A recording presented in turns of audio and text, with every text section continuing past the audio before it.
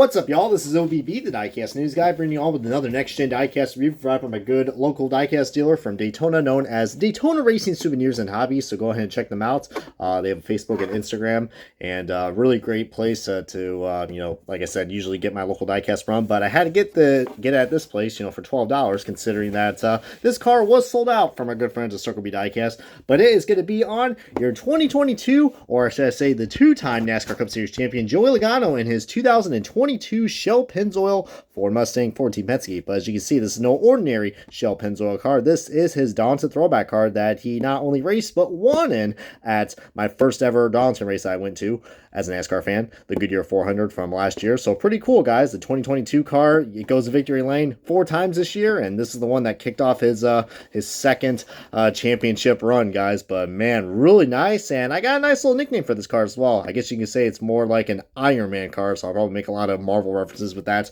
because I love the color combination. But without further ado, let's go on and get this show on the road, and let's start this diecast review and the unboxing of Joey Logano's 2022 Don's Throwback car. And alrighty, guys, we got this diecast out of its box. Says, "Oh no, what are you doing here, Byron? No, go away."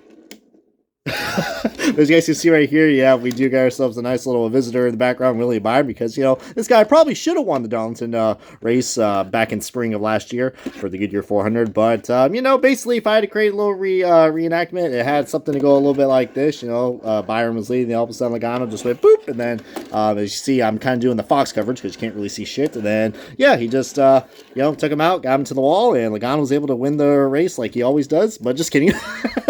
All right, I mean, I know a lot of my fans are also Logano fans. You guys know who you are, so just cracking jokes today. I mean, I don't really consider, hate. I mean, I do have a love-hate relationship with this guy, but hey, man, there's Logano races, man. But, yeah, getting back to the diecast, as I got you guys nice little entertainment for that, so if you guys appreciate that. One thing's not entertainment is this paint job that we got right here, which looks like it's been chipped or it's bleeding off. Look at that, those roof rails, man. Good lord. Somebody get this bitch a Sharpie. I mean, my lord. But you see, I do like this car because, one, it is a race to win, but let's go and put the elephant out of the room. This car has the wrong color rims. If you guys think I'm crazy, guys, I mean, just look at a reference photo. This car is supposed to have almost like a gunmetal, like those gunmetal rims that you get like on the Petty GMS or the Hendrick cars. But it's a Penske car, and originally they were chrome, but then everyone complained about the chrome, so then they made these like a lighter gray metallic finish. But as you see, it doesn't really match up well with the diecast. And I think if you guys saw the diecast reviews of that Race Craze 95 and also Bushwhacker did on, shout out to those two channels, by the way. Really great 124 diecast collectors and reviewers, of course.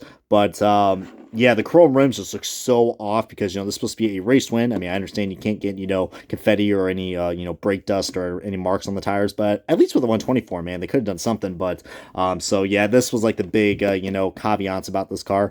But regardless of not, guys, it is an exclusive car they can only get, in a race win because, like I said, he won in this car. And since it is a race win, let's go and take a look at the nice little details we got right here. So, oh yeah, and probably a lot of people are probably wondering, what the hell is this paint scheme? I mean, yeah, it is, I do like to nickname this the Iron Man car because, it literally has the color accents of, everyone's favorite Marvel character. I think he's definitely up there, but I think Spider-Man's still the UG. But, I don't know, I just like to call that. I mean, I know it's kind of odd, but dang, I'm a big Marvel geek, so, as you can probably tell, I'm definitely looking forward to Ant-Man coming out. So what is it, like number 3 now? But anyways, getting back to this, we gotta look at the Magic Codge. I mean, the Shell logo right there, Pennzoil, and then the Ford Mustang with the confetti looks really nice, and all the nice little race win details you got right there, like big blobs of dirt and grime and all sorts of fun shit that you can get on a small scale diecast. And you see, we also got kind of like similar to like what the Hendrick Motorsports diecast were, like the Larson Fontana win. They have the colored I don't know why it's just the endpoints. If anyone can tell me why they do that, probably just, I don't know, for like I don't really know, to be honest with you guys. I thought it would be like for the spotter or something, or I don't know.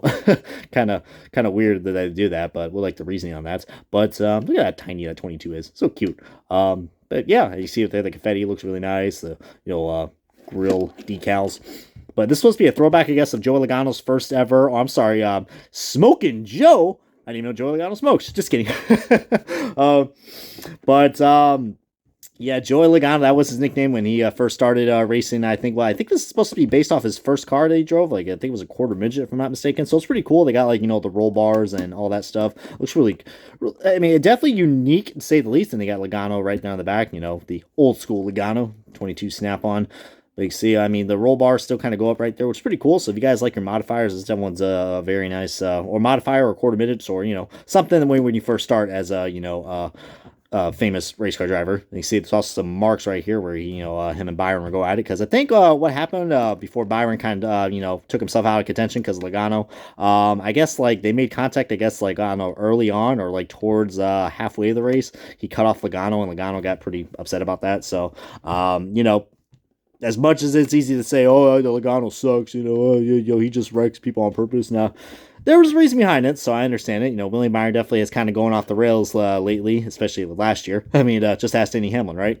But anyways, guys, I think the only thing I got to say that I'm not really a big fan of is just the Pennzoil logo. Don't get me wrong, I love the Pennzoil logo, but, having a bright yellow Pennzoil scheme on this just looks so out of place, kind of wacky. But, there are different versions of yellow. I mean, I think the Shell logo actually works a lot better because you got more red and yellow compared to just this. It's just yellow and black with a little bit of red. It just looks, I don't know, I think the Shell logo would look a lot better. But they share the sponsorship, so or at least I don't know, took the yellow out of the Pennzoil, but even though that's like forbidden. But if you also notice as well, guys, where all the gold is, this is supposed to be like metallic, which is really cool. So if you guys like your metallic finishes, I'm looking at you, Kevin Harvick Gear Wrench car, then you guys are gonna love that. But look at all these scuffs and the race marks we got right here, guys. Really cool. On the back we got some fuel residue right there, and Auto Traeger, which is looking a little dirty. Some more confetti on the back bumper and the tiny decklet. And there is the back end if you guys want to see that. As it looks like we do got a little bit of a decal warp or something, or I don't know, something went on to the applying process that made that thing look like it's about to chip off like the sunset of moonlight. But yeah, getting to this, we got 22 crew, and then we got something down here on the bottom. I can't really read that. Probably has something to do with his mom and dad. That's what it looks like. Thanks, mom and dad, I think. And this side, as sponsor-wise, is pretty much the same, but you can see race win-wise, it is a lot more different. Not scuffed up, didn't really get that much Darlington stripes, but still looks pretty darn nice, man. Get that damn hair out of the way. You can see also the tape and the exhaust grills right there on the side skirts. Pretty darn nice for the exhaust and intake and all that fun shit right there. And I didn't even realize right there, is that supposed to be like that there? Okay, I thought I was going nuts. I was like, wait a minute, that doesn't look right, but it is. But yeah, I mean, a little bit scuffs, nothing too crazy. But yeah, this is definitely one I would recommend picking up, even though a lot of people are like, well, I don't consider this a throwback because it's not a throwback of a famous motorsports car. Well, if you guys remember the year prior, we did had a Mario Andretti throwback. So doing this, I haven't done one of these in a while, a side-by-side comparison.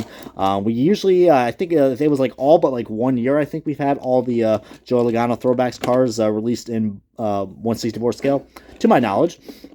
We see there are some, they did kind of brought back the gold back a little bit. I mean, kind of a weird caveats, but you see what I mean, guys? I kind of wish they would have went with at least they changed the logo, the colors on the Pennzoil logo compared to here. So I think, I don't know, I mean, or they could have changed to gold maybe, but I think that would have clashed with the numbers. So I don't know, but just they could have got rid of the yellow, because you could definitely see how out of place it looks like.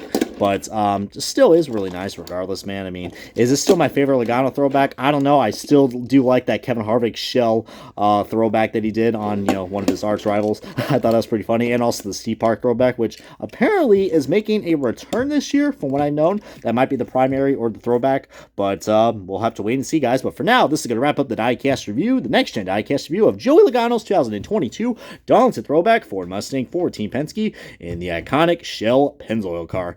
Come on, subscribe, this man OBB. Good God, we got to dirty up these rims, y'all.